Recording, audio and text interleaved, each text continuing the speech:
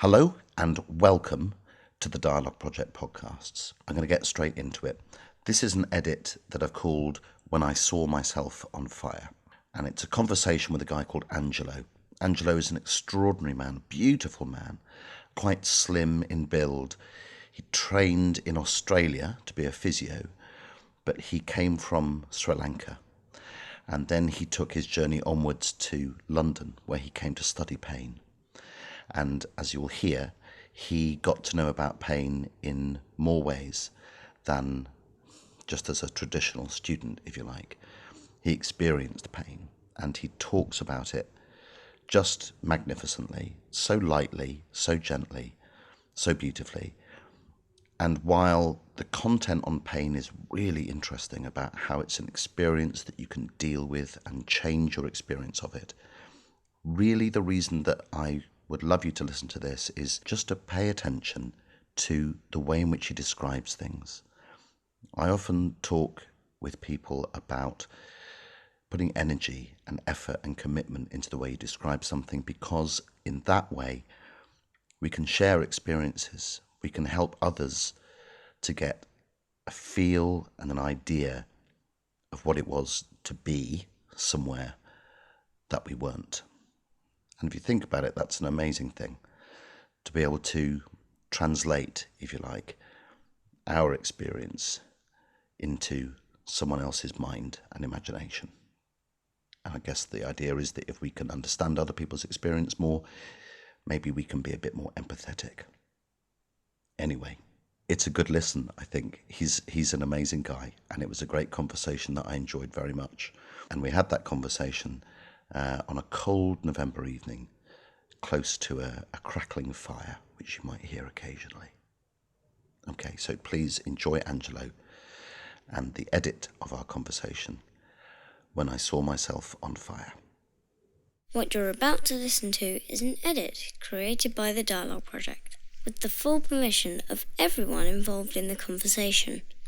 If you can hear my voice clearly, the volume will be about right for you. Thank you for listening. There is a place for pain in life. There has to be. Otherwise we wouldn't survive.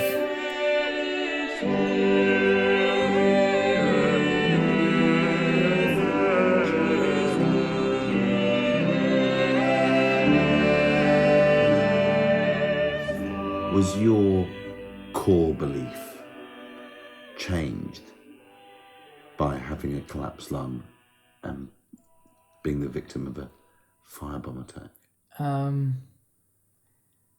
In a way, I would say yes, because I always thought I was invincible. I think a lot of people think that. You know, you go on the piss, you go on till you burn, and then you might fall ill, but you wait a few days, get better, and then you go on till you burn. Yeah. I've had to change that.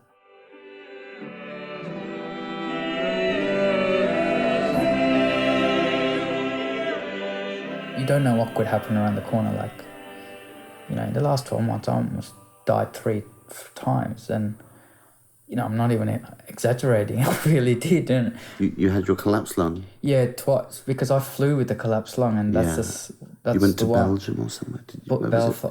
Budapest. Budapest, that's right. So that was one. And then when I had lung surgery, they basically told me lung surgery is a quite difficult surgery. It's not like heart surgery where it's like plumbing. Yeah. Because the lungs have to repair by themselves once we do surgery.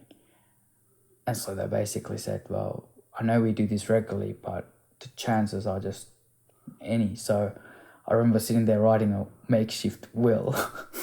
And I just thought, oh my God. And the first thing that came to my head was, I have a chance of survival, but what if I was a cancer patient, you know?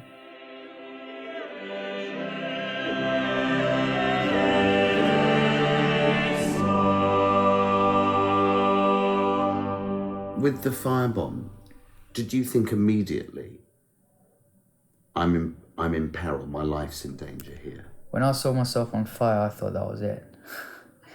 But I knew that I couldn't let my fear get the better of me, because and I can swear to you, I was thinking this in my head. I thought, if I panic, I'm going to get burnt beyond repair. I'll be out of a job. I won't be able to care for anyone. I need to keep my head cool because 1, I need to get myself sorted. 2, there were 3 girls in the house who didn't have first aid experience, and I need to make them calm. Otherwise, this is going to be serious. So that's what went through my head. But that sounds so rational. It sounds so logical. That's an incredible series of very left brain thoughts, isn't it? Yeah, I don't know. That's just what came. I just thought I got to take control, and that's what I did. So you weren't really conscious of the pain. You were conscious of the consequences of what had happened. Pain started coming on when I was in the shower. Yeah, I know I was in a lot of pain with my lung. This was a different kind of pain. Okay, can you tell me how was it different? And I This know was that like an all-over pain that was still engulfing me. The lung pain was there, and I knew it was there because that's where the tubes were. This was like both arms and the head, and I just thought it felt like visual picture. Next time you light a cigarette, have a look at it burning, and it just keeps eating away, and that's what it felt like. Couldn't see the flame because the flames were out, but I was still burning up. wow. Yeah. Do you? This might sound like a really stupid question.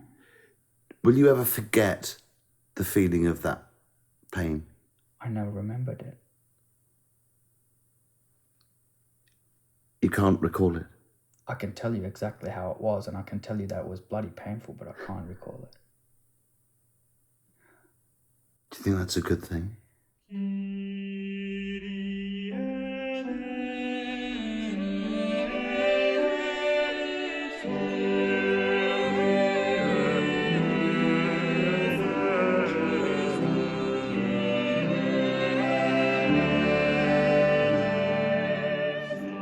I mean, some people say it's extraordinary you don't have any bitterness and it's only just recently happened.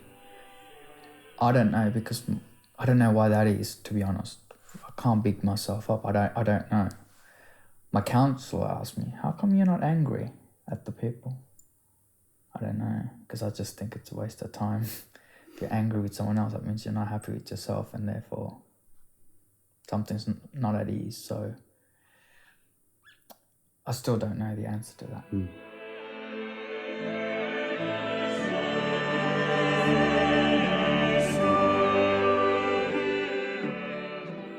And is there any sense at all in which you are glad it happened to you? Yes. Yeah. I mean, I'm not, don't get me wrong, I'm not trying to say I'm a hero or brave or whatever.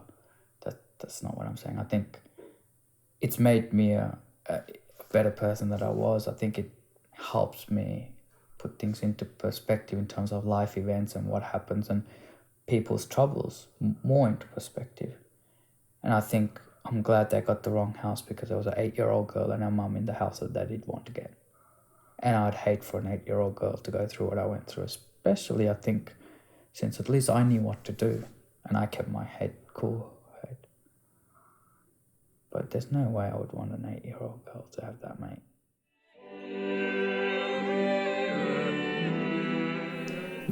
I don't think you can dissociate between physical pain and emotional. I think it's all linked. I'm talking from a personal and also a therapist point of view and someone who's done the research. You're uniquely placed to have that perspective. There's no doubt about that. But Carl, I don't tell my patients I have chronic pain. Why? Because I don't think I'd be any different. Because at the end of the day, your pain experience is unique to you. People don't go to a doctor because the doctor's experience every... It's true. It's and true. I hold it as an ace card, if you like. If I really get pushed, I will say, well, I do have chronic pain. Yeah. And here I am.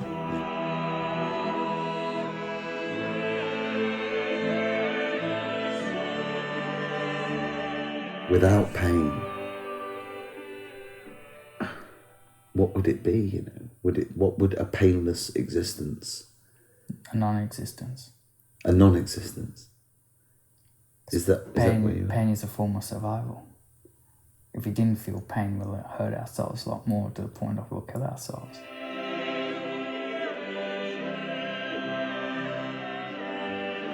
Is it hard for you when you see people who don't, protect themselves, look after themselves, who still think themselves invincible? Has it changed your perspective on other people as well as yourself? See, in the past, I would try and preach them out of it, but now it's like, it's your experience. You might get away with it. Just like people smoke all their life and not have cancer. So I've learned to say, my experience is this. You decide what you want to do. Yeah, a lot better at doing that now.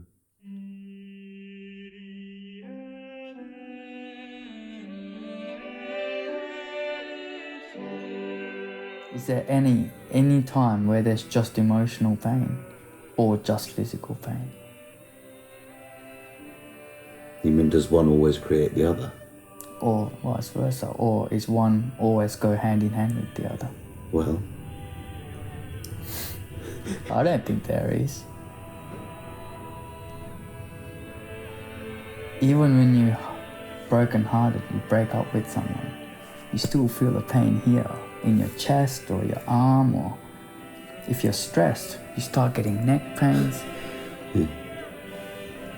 If you hurt yourself physically, you cry. If I can leave someone thinking about something, I think that's a better outcome than if I just give them an answer. yeah. Because it's questioning that gets us through life, You think? not answers. That's why when people say, you're just unlucky, I said, yeah, but it happened twice I was unlucky. And I laugh about it. And, Frank Keith, this professor, and he said, Angela, you really inspire me, because I just can't imagine how someone could just laugh. And I said, I don't know, but what do you want me to do? Yeah, absolutely. What can you do? That's really good. You were just unlucky. Yeah, but twice.